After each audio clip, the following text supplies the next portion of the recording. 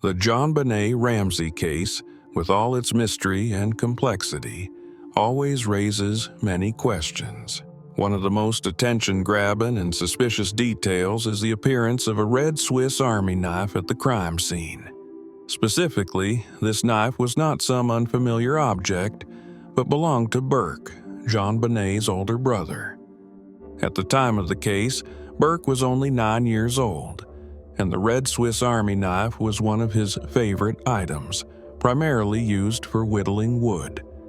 This was a rather strange hobby and could be considered unusual for a child of that age.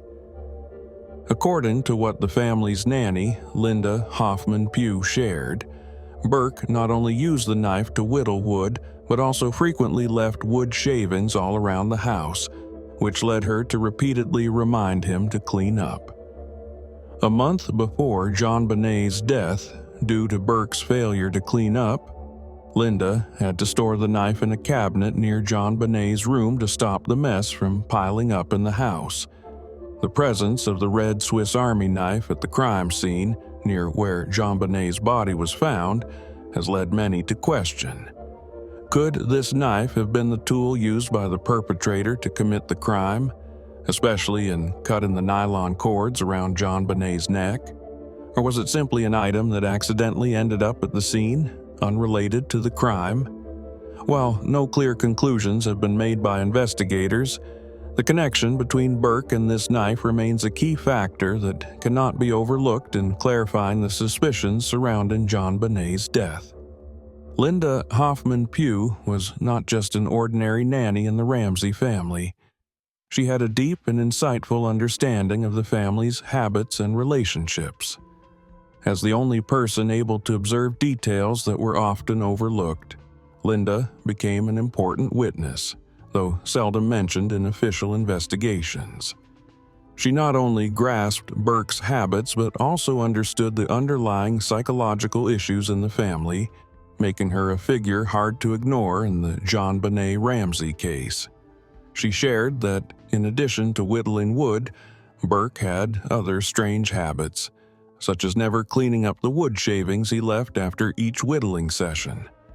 This not only reflected an untidy habit, but also revealed a facet of Burke's personality, a boy who might lack responsibility or struggle to manage his actions.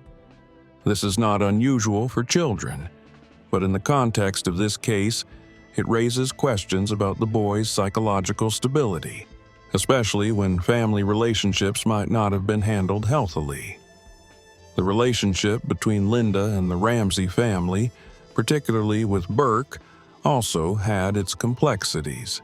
She may have intervened multiple times in family matters, but these interventions also reflected a dissatisfaction with how Burke's parents handled the issues. Did these conflicts influence Linda's decisions and actions in the days leading up to the crime? These details form a complex psychological picture, where each action, each decision, could profoundly impact the outcome of the case. Burke's whittling hobby was not just a harmless pastime for a child, but in the context of the JonBenét Ramsey case, it carries a deeper significance and raises many questions. For a 9-year-old boy to spend so much time using a Swiss Army knife to whittle wood is not something commonly seen, especially in a family with underlying tensions. In typical families, children may enjoy playing sports or engaging in simple games, but for Burke, using the knife to create wood shavings may reflect a tendency to seek control in an unstable environment. Leaving wood shavings all around the house might suggest that Burke was not simply enjoying whittling, but was also trying to leave his own personal marks, perhaps as a way of seeking control over his surroundings. The feeling of control could have been something Burke was looking for in a family where relationships between members were not always easy, especially between him and his sister JonBenét. This is an important psychological factor, as children in families with frequent tensions often look for ways to feel empowered or to exert influence over their environment. The appearance of the Swiss Army knife near JonBenét's body is a detail that cannot be overlooked. Investigators need to clarify whether the boy may have used this knife in a moment of anger, or whether the use of the knife in the crime reflects psychological factors that had not been previously recognized. Could Burke have lost control during an argument, with the knife becoming an outlet for his emotions? These questions need to be addressed in order to better understand the inner motivations behind the case. The nylon cords around JonBenét Ramsey's neck are among the most crucial pieces of evidence in determining the cause of her death.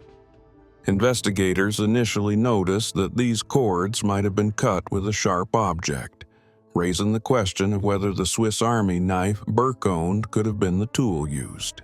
Nylon, while a common material, leaves clear markings when cut with a sharp tool. Determining whether the Swiss Army knife was the tool that made these cuts will help investigators understand the connection between the knife and JonBenét's death. The next question investigators face is whether the Swiss Army knife shows any traces of nylon on its blade. If such traces are found, it would be extremely important evidence, confirming that this knife was indeed used in the crime. These traces could be a small piece of nylon or even a residue left on the blade. This would confirm the connection between the knife and JonBenét's death, strengthening the hypothesis that Burke's knife was involved in the crime. However, the possibility that the perpetrator used a different tool besides Burke's Swiss Army knife cannot be ruled out. It's possible that the perpetrator brought a separate tool, another knife, or another sharp object that investigators have not discovered. This would open up a new question about how many tools were used and whether Burke's knife was the only one that left traces at the scene. Such small details are extremely important in building a full picture of JonBenét's death, and investigators will undoubtedly need to clarify them to get closer to the truth. The JonBenét Ramsey case is not just a simple murder, but also a story full of complex family relationships and deep psychological factors. The appearance of the Swiss Army knife, unresolved conflicts within the family, and the strange behaviors of the members highlight a darker side of human psychology, particularly with John and Patsy Ramsey, two people whose lives and emotions seem to be overwhelmed by the complexity of the case. Their decisions and reactions only raise further suspicions. We cannot overlook John Ramsey's reaction when he was asked about the details of the case. One of the strangest things he mentioned in an interview was the theory that Santa Claus might have been the perpetrator. This idea is extremely perplexing and even illogical in the context of the case. While it could reflect the extreme confusion of a father who has just lost his child, it also raises many questions about his motives and his state of mind. Could this be a sign of denial or an unconscious effort on his part to obscure the truth? In other words, John's response might be an indicator of the psychological crisis he was facing in that situation. Patsy, meanwhile, was also not exempt from actions that raised suspicion. The Ramsey family's continuous refusal to cooperate and their avoidance of more thorough investigations made many people suspect that they might know something they didn't want to share. Both of JonBenét's parents may have felt a combination of fear, guilt, and confusion, making it difficult for them to face the truth. Their actions and reactions could be signs of a psychological disorder and an inability to overcome the immense shock, which in turn made it difficult for investigators to uncover the truth. From a criminal psychology perspective, the strange actions of family members may reflect unconscious concealment or be the result of deep feelings of guilt. The JonBenét Ramsey story is not just about crime, it's also about the influence of family relationships and how they affect the behavior of those involved in the case. The JonBenét Ramsey case remains one of the greatest mysteries in U.S. criminal history. Despite numerous investigations and interviews, many questions still remain unanswered.